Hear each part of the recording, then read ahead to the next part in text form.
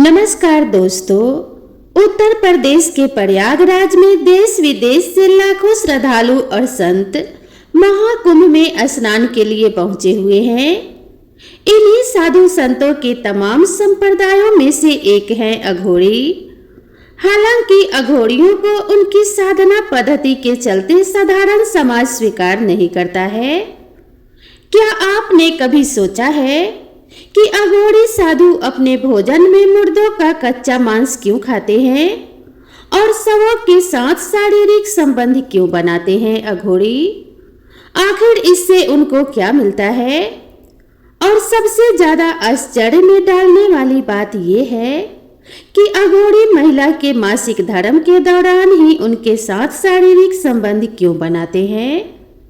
अघोरी की मृत्यु के बाद उनका अंतिम संस्कार कैसे किया जाता है और महिला अघोरी अपना जीवन कैसे जीती है? अघोरी साधु शमशान में रहकर ही साधना करते हैं, जबकि बाकी लोग वहां जाने से भी डरते हैं। दोस्तों, हम आपको एक सच्चे अघोरी की पहचान से लेकर उनके इस रहस्यमय जीवन के सभी पहलुओं से अवगत कराएंगे, जिसे शायद आप जानकर हैरान रह जाएंगे। अतः इस वीडियो को अंत तक जरूर सुने। यह जानकारी आपकी सोच को पूरी तरह से बदल देगी। अघोरी बाबा सुनते ही जहन में एक विभत्स सा रूप आ जाता है। राख से लिपटे इंसानी मांस खाने वाले, जादू टोना करने वाले साधुओं के रूप में इन्हें जाना जाता है। अघोरी शब्द का संस्कृत भाषा में मतलब होता है उजाले की ओर। साथ ही इस शब्द को पवित्रता और सभी बुराइयों से मुक्त भी समझा जाता है। लेकिन अघोरियों के रहन सहन और तरीके इसके बिल्कुल विरुद्ध ही दिखते हैं। अघोरियों की इस रहस्यमयी दुनिया से जुड़े कुछ अनजाने पहलुओं को आज हम जानेंगे। शमशान की राख से ढके शरीर, हाथों में मानव खोपड़ी और जीवन और मृत्यु के बीच का गहरा संबंध। अघोरी साधु जिनका जीवन सामान्य साधुओं से बिल्कुल अलग, भयावह और रहस्यमय होता है। शमशान जहां आम लोग जाने से भी डरते हैं, वहां यह साधु अपनी साधनाएं करते हैं और मृत्यु और आत्मा के गूढ़ रहस्यों को जानते हैं, जो हमारी सोच से परे हैं। सदियों से इन साधुओं का जीवन उनकी साधनाएं और उनकी चमत्कारी शक्तियों का रहस्य और भय से घिरी रही है। अघोरी साधु एक ऐसा नाम है जो अपने आप में ही रहस्य और विचित्रता को समेटे हुए है। इनके जीवन का हर पहलू समाज की परंपराओं और नियमों से एकदम अलग और विपरीत होता है। अघोरी साधु अपने जीवन को साधारण मानव की धारणाओं से परे समझते हैं। जहां हम भोजन को पवित्र मानते हैं, वहीं अघोरी साधु शवों का मांस खाते हैं और मानव खोपड़ी, जिसे वे कपाल कहते हैं, उसमें भोजन करते हैं। यह उनके लिए कोई घृणास्पद कार्य नहीं है, बल्कि यह शिव के कपालधारी रूप का अनुसरण है। वे मानते हैं कि शिव का हर रूप पवित्र है, चाहे वह शव हो या मल, कुछ भी उनके लिए अपवित्र नहीं होता। यह अपने शरीर पर शमशान की राख इसीलिए लगाते हैं क्योंकि यह भगवान शिव का प्रतीक मानी जाती है। और इसके पीछे एक वैज्ञानिक पहलू भी है।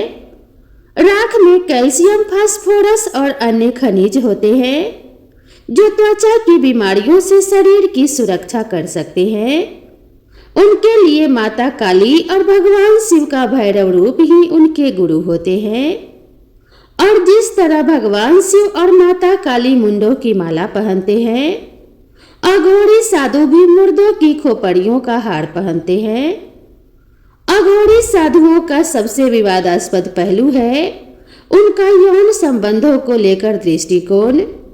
तो दोस्तों, आज हम आपको अघोरी साधुओं की इस रहस्यमयी और गूढ़ दुनिया की गहराई तक लेकर चलेंगे, जहां जीवन और मृत्यु की सीमाएं धुंधली हो जाती है और मोक्ष प्राप्ति का मार्ग साधना की इस दुनिया में छिपा है। अघोरी साधु अन्य साधुओं की तरह ब्रह्मचर्य का पालन नहीं करते हैं। इनके अनुसार जीवन के हर पहलू को स्वीकार करना आवश्यक है, चाहे वह यौन संबंध हो या अन्य वर्जित कृत्य। जितना हम अघोरियों की रहस्यमय दुनिया में गहराई से उतरते हैं, उतना ही हमें रहस्य और रोमांच का अनुभव होता है। राख से लिपटे हुए यह अघोरी साधु शमशान घाट में मिले अधजल शवों का मांस खाते हैं, तो कभी शौक के साथ यौन संबंध बनाते हैं। वे मासिक धर्म के दौरान जीवित महिलाओं के साथ भी शारीरिक संबंध बनाते हैं। यह जानकर आपके मन में सवाल जरूर उठेगा, आखिर यह साधु कैसे हो सकते हैं? समाज में साधुओं को ब्रह्मचर्य का पालन करना अनिवार्य माना जाता है और अघोरी न तो ब्रह्मचर्य का पालन करते हैं और न ही इनका खान पान साधु संतों जैसा होता है। आखिर मांस और मदिरा का भोग लगाने वाले यह अघोरी भगवान शिव के पुजारी होने का दावा क्यों करते हैं? उपनिषद में भगवान शिव को अघोरनाथ कहा गया है और अघोरी बाबा भी शिव के इसी रूप की उपासना करते हैं। बाबा भैरवनाथ भी इनके आराध्य माने जाते हैं। शव के साथ यौन संबंध बनाने और मांस खाने के पीछे भी इनका तर्क अघोर पंथ की तरह ही शाश्वत है। शव के साथ शारीरिक संबंध बनाना शिव और शक्ति की उपासना का एक तरीका है। उनका मानना है कि यदि इस क्रिया के दौरान उनका मन ईश्वर की भक्ति में लगा रहे तो यह साधना का सबसे ऊंचा स्तर होता है। मासिक धर्म में महिलाओं के साथ संबंध बनाने के पीछे भी एक मान्यता है। अघोरी ब्रह्मचर्य का पालन नहीं करते क्योंकि यह अपनी शक्तियों को जागृत करने के लिए कुछ विशेष परीक्षाओं से गुजरते हैं। ऐसी महिलाओं के साथ जिनका मासिक धर्म चल रहा हो, शारीरिक संबंध बनाना उनके लिए शक्ति प्राप्त करने का एक तरीका है। उनका मानना है कि अगर इस दौरान वे भगवान शिव में लीन रह जाते हैं तो उन्हें विशेष शक्ति की प्राप्ति होती है। कहा जाता है कि जब अघोरी साधु ढोल मंजीरे और नगाड़ों के बीच शारीरिक संबंध बनाते हैं तब यह उनकी सबसे कठिन शक्ति परीक्षा होती है। अगर इस दौरान वे अपने ध्यान को शिव में स्थिर रख पाते हैं तो वे संपूर्ण रूप से अघोरी माने जाते हैं। यह उनके लिए एक प्रकार से ब्रह्मचर्य का पालन करने जैसा ही होता है, जहां शारीरिक क्रियाओं के बावजूद उनका ध्यान केवल भगवान शिव में केंद्रित रहता है। अघोरी साधु उन चीजों का प्रयोग करते हैं जिन्हें समाज में अपवित्र या वर्जित माना जाता है। उनके लिए मलमूत्र, शव और अपशिष्ट सामग्री भी साधना के हिस्से हैं। उनका मानना है कि शिव हर चीज में विद्यमान है, चाहे वह कितनी भी घृणित क्यों न हो। यह अभ्यास उन्हें घृणा और सामाजिक धारणाओं से ऊपर उठने में मदद करता है। अब हम यह जानेंगे कि अघोरी बनने की यात्रा कहाँ से शुरू होती है और सच्चे अघोरी की पहचान क्या होती है। तो आपके मन में यह सवाल जरूर उठ रहा होगा कि आखिर एक सामान्य इंसान कैसे अघोरी साधु बनता है? क्या यह सिर्फ साधना का रास्ता है या इसके पीछे कोई गहरा रहस्य छुपा है? अघोरी साधु बनने की प्रक्रिया इतनी सरल नहीं है जितनी की दिखती है। यह एक साधारण व्यक्ति की जीवन शैली से पूरी तरह अलग होती है। सबसे पहले अगर कोई अघोरी बनना चाहता है तो उसे अपने जीवन से जुड़े हर मोह माया, रिश्ते नाते और यहाँ तक कि अपनी पहचान को भी छोड़ना पड़ता है। हमारे सनातन धर्म में जन्म से लेकर मृत्यु तक 16 संस्कार बताए गए हैं। जो भी इस संसार में जन्म लेता है उसे एक दिन इस दुनिया से जाना ही पड़ता है और अघोरियों के साथ भी शुरुआत में यही होता है। अगर कोई अघोरी बनना चाहता है तो सबसे पहले उसे जीते जी अपना श्राद्ध या फिर पिंड दान करना पड़ता है। इसका मतलब यह है कि वह जिंदा है, पर अब उसने हर मोह माया को त्याग दिया है।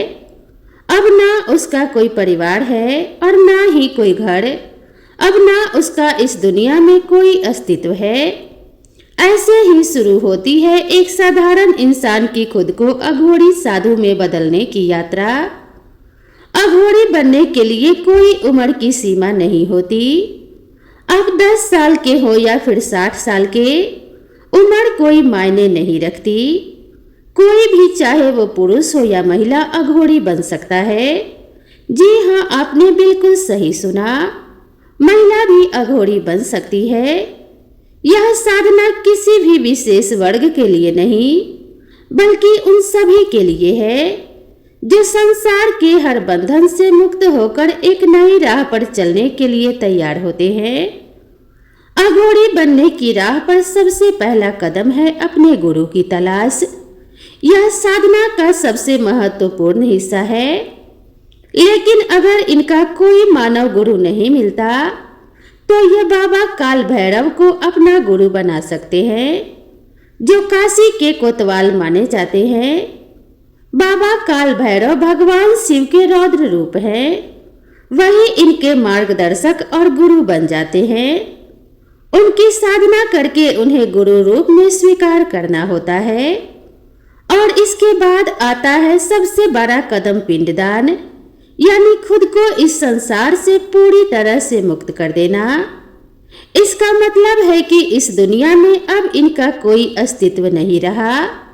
अब से ये केवल शिव के साधक के रूप में जाने जाएंगे। शिष्य का चयन होने के बाद उन्हें एक गुप्त मंत्र दिया जाता है, जो कोई साधारण मंत्र नहीं होता। इस मंत्र को बिना एक भी दिन छोड़े उन्हें लगातार 12 साल तक जपना पड़ता है। 12 साल तक जो भी शिष्य इस साधना को पूरी तरह निभा पाता है, वही इस कठिन मार्ग पर आगे बढ़ने का हकदार बनता है। अघोरी 3 तरह की साधनाएं करते हैं: शमशान साधना, शिव साधना और शव साधना। यह तीनों साधनाएं शमशान घाट के भीतर ही की जाती है। साधना शुरू करने से पहले अघोरी अपने शरीर पर शमशान की भस्म लपेटकर काला चोंगा धारण करते हैं और फिर इस रहस्यमय साधना को शुरू करते हैं। सबसे पहली होती है शव साधना। अघोरी तंत्र विद्या के धनी होते हैं और यह साधना रात के अंधेरे में की जाती है। शव को मांस और मदिरा का भोग लगाया जाता है और कहा जाता है कि साधना के चरम पर पहुंचने पर मुर्दा बोल उठता है। यह साधना कामाख्या पीठ, त्र्यंबकेश्वर, उज्जैन और तारापीठ के शमशान में की जाती है, जहां केवल अघोरी ही उपस्थित हो सकते हैं। दूसरी साधना होती है शिव साधना। इसमें अघोरी शव के पास बैठकर मांस और मदिरा का भोग लगाते हैं और फिर शिव की तरह शव पर एक पैर से खड़े हो जाते हैं, जैसे शिव की छाती पर माता पार्वती का पांव रखा गया था। घंटों तक इस साधना के दौरान अघोरी अपनी शक्तियों को बढ़ाते हैं। तीसरी और सबसे आखिरी साधना है शमशान साधना। यह साधना शव और शिव साधना से अलग होती है। इसमें अघोरी मृतक के परिवार को भी शामिल करते हैं। शव की जगह शवपीठ की पूजा की जाती है। प्रसाद के रूप में मांस और शराब की जगह दूध से बना मावा चढ़ाया जाता है। अब जानते हैं असली अघोरी साधु की पहचान कैसे करें। असली अघोरी साधु की पहचान करना इतना आसान नहीं होता।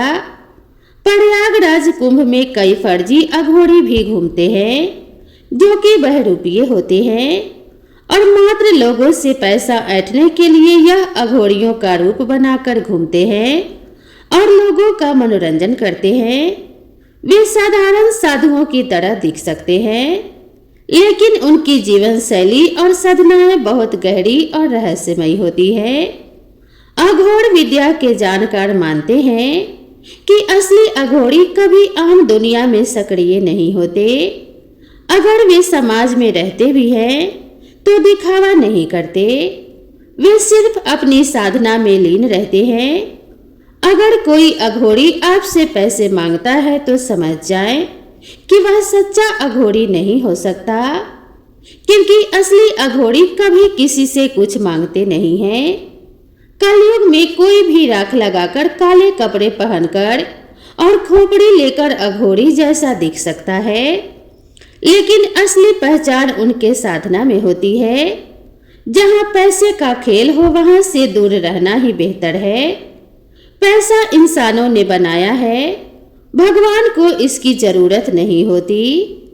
अघोरियों के बारे में कहा जाता है कि वे बाहर से रूखे दिख सकते हैं, लेकिन उनके अंदर जन कल्याण की भावना छुपी होती है।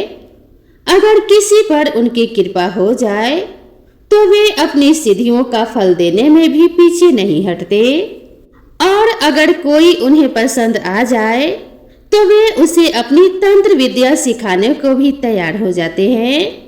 लेकिन ध्यान रहे, उनका क्रोध बेहद प्रचंड होता है।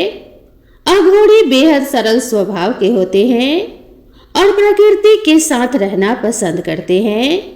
वे किसी से कोई मांग नहीं करते, ना ही वे किसी से पैसे लेते हैं। उनका जीवन हर किसी के कल्याण के लिए प्रार्थना करने में समर्पित होता है।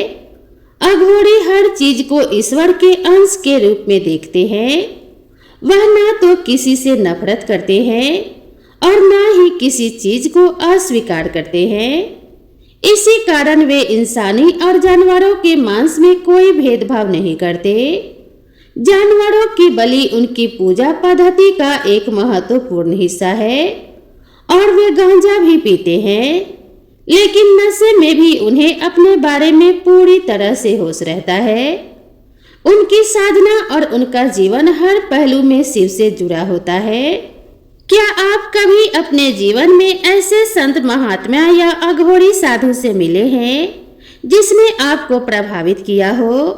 तो कमेंट करके जरूर बताएं। क्या आप जानते हैं कि जब किसी अघोरी साधु की मृत्यु हो जाती है तो उनका अंतिम संस्कार कैसे किया जाता है और उनके शव के साथ क्या होता है? अघोरियों का अंतिम संस्कार हिंदू धर्म की पारंपरिक विधियों से कुछ हद तक मेल खाता है, लेकिन इसमें कई अनूठी बातें भी शामिल होती है। जब कोई अघोरी मृत्यु को प्राप्त करता है तो उसका शरीर साधारण तरीकों से नहीं जलाया जाता, बल्कि अधिकतर मामलों में अघोरी का अंतिम संस्कार शमशान भूमि में, गंगा या किसी पवित्र नदी के किनारे किया जाता है। मृत अघोरी के शव को या तो जला देते हैं या फिर दफना देते हैं, या फिर उसे पवित्र नदी में प्रवाहित कर देते हैं। अघोरी कभी अपने साथी अघोरी शव को नहीं खाते हैं। कुछ अघोरी साधु अपनी अंतिम इच्छा के अनुसार अपने शरीर को गंगा में प्रवाहित करने या शमशान भूमि में छोड़ने की बात कहते हैं। तो दोस्तों, इस तरह अघोरी साधुओं का अंतिम संस्कार उनके जीवन की तरह ही अनोखा और काफी रहस्यमयी होता है। अघोरी का मूल इतिहास कहां से है? भारत का प्रथम अघोरी कौन था?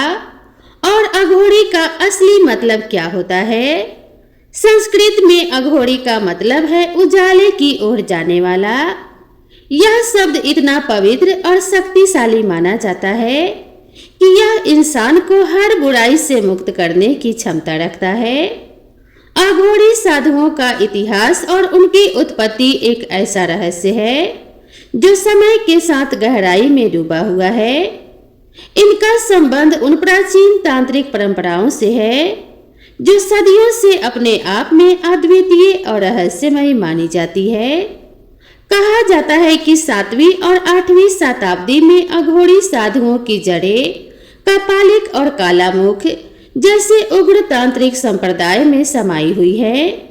यह वह साधु थे जो मानव खोपड़ी से भोजन करते थे और तांत्रिक अनुष्ठानों में मांस और मदिरा का भोग लगाना, शवों की पूजा करना और मानव की बलि देना, इन्हीं परंपराओं से अघोरी साधुओं की उत्पत्ति मानी जाती है, जिन्होंने जीवन और मृत्यु के भेद को मिटाने की साधना की शुरुआत की। अघोरी शिव के अद्वितीय भक्त होते हैं। यह साधु शिव के भैरव रूप की पूजा करते हैं और अपने जीवन को मोक्ष की प्राप्ति के लिए समर्पित कर देते हैं। अघोर साधना की यह यात्रा बेहद कठिन और रहस्यमयी मानी जाती है। अघोरी साधु मानते हैं कि हर आत्मा परम शिव है और अपने जीवन में काम, क्रोध, लालच, नशा, भय और घृणा से परे होते हैं। वो अहंकार से शुरू करते हैं, फिर प्रकाश की ओर बढ़ते हैं और अंत में आत्मबोध को प्राप्त करते हैं। अघोरियों को कुत्तों से बहुत प्रेम होता है। अन्य सभी जानवरों जैसे गाय, बकरी या इंसान से दूरी बनाने वाले अघोरी अपने साथ और आसपास कुत्ता रखना पसंद करते हैं। अघोरियों का मानना है कि हर व्यक्ति अघोरी के रूप में जन्म लेता है। उनका कहना है कि जैसे एक नन्हे बच्चे को अपनी गंदगी और भोजन में कोई अंतर समझ नहीं आता, वैसे ही अघोरी भी हर गंदगी और अच्छाई को एक ही नज़र से देखते हैं। बहुत से अघोरियों ने यह भी दावा किया है कि उनके पास एड्स और कैंसर का भी इलाज है। हालांकि इसका कोई वैज्ञानिक प्रूफ नहीं है, फिर भी अघोरियों का कहना है कि 100 के शरीर से तेल निकालकर उन्होंने बड़ी से बड़ी बीमारी का इलाज ढूंढ लिया है। कौन था पहला अघोरी? अघोरी संप्रदाय बाबा कीनाराम का अनुसरण करते हैं और उनके द्वारा किए गए कामों को अपनी परंपरा का हिस्सा मानते हैं। ऐसा कहा जाता है कि बाबा कीनाराम पहले अघोरी थे। तो दोस्तों, आपको ये जानकारी कैसी लगी कृपया कमेंट करके जरूर बताएं। वीडियो पसंद आया हो तो वीडियो को लाइक करें और अपने दोस्तों के साथ भी शेयर करें। कमेंट बॉक्स में जय श्री कृष्णा लिखना ना भूलें और ऐसी ही बहुत सारी कहानियों और जानकारियों के लिए मेरे चैनल से जुड़े रहें। तो दोस्तों, मिलते हैं इसी तरह की और एक नई वीडियो के साथ। तब तक के लिए नमस्कार।